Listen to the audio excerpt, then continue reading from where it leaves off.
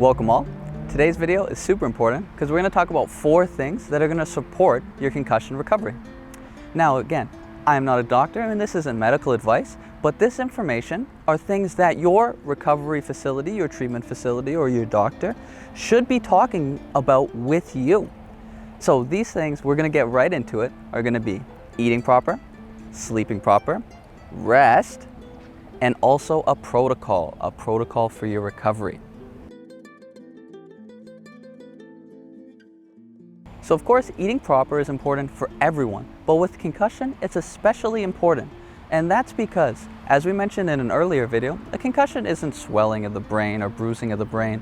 It's actually a metabolic scenario, where initially there's high ATP use, followed by a low energy availability or ATP availability in the brain. Now, if you're like me, when you hear energy, you think calories and you think quick calories. Unfortunately, that's not exactly it. There's more to it when we talk about food. In February of 2021, a French journal of neurosurgery published an article talking about concussion and food factors or nutritional factors. And the author, Walren, and colleagues pointed out that current food trends are not beneficial for the energy demands of our brain. And this isn't in regards to a concussion.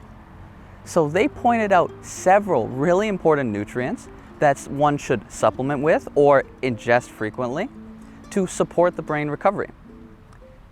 This helps concrete that idea that nutrition is really important for our brain, especially in that metabolic low phase after the initial onset of symptoms.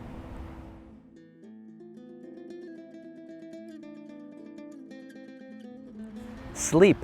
Sleep is actually incredibly important. Now that's if there are no red flags present. Please remember to check out the list of red flags, and those are strong indicators that you should go to the hospital and get checked out for a more serious concern. Now with regards to sleep, in 2020 in the Journal of Neurotrauma, some authors published a concept where they studied the difference of sleep quality and prolonged concussion symptoms.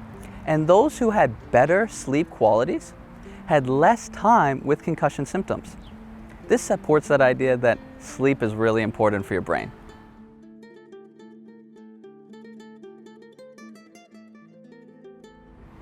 Rest is important for recovery. But what kind of rest? Physical rest? Cognitive rest? Currently, the generally accepted idea is that 24 to 48 hours of rest is a good thing.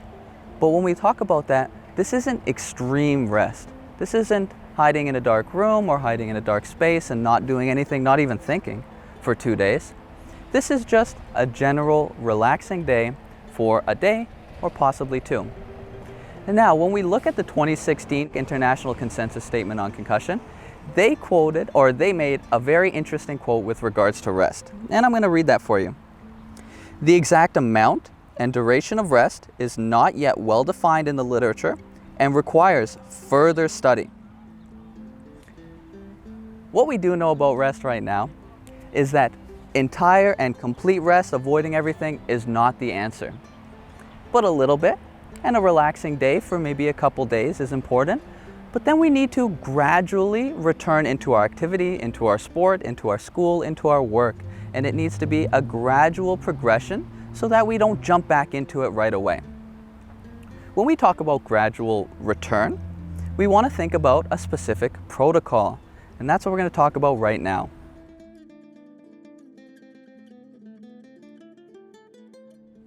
So a protocol. This is our return to play, return to learn, return to work, any such thing. Now, the licensed healthcare practitioner that is treating you should be following a step-by-step return to activities. Now, this may not be specifically based on symptoms. It may be timeline-based, or it may be response to aerobic exercise related to the specific activity you have to do. Lots of different people are going to follow lots of different protocols, but some of the protocols should include watching what you eat, checking on how you sleep. Also, there may be vestibular training, ocular training. They may assess your gait, they may assess your balance and give you specific exercises to work on those. Depending on who you're seeing, will have a different protocol and a different recovery plan What's important to know is that you should have a recovery plan. You should have a plan of steps so that way you can return safely and healthy back to whatever activity it is you do, whether it's work, school, or sports. And there should be many different sets and steps in the recovery plan. So if your treatment process is just rest until you feel better, I would recommend, and the literature would recommend, that you see someone who takes a more specific approach to target many different contributing factors to concussion, concussion symptoms, and unfortunately post-concussion symptoms. So thank you for watching all of my videos. Again, my name is Miles Leftoff and I'm part of the Interact Health Pro team. What we talked about is, if you remember video 1, I gave a brief intro on what a concussion is. In video 2, we talked about signs and symptoms, how they're different and how they're the same. Week 3, I gave you some things to avoid. And week 4, today, we talked about some things to help support your recovery process. I really appreciate you watching all these videos, and I look forward to seeing you in our upcoming webinar where we go into depth even more about concussion. It's going to be fantastic. I'm looking forward to it, and I hope to see you there. Bye for now.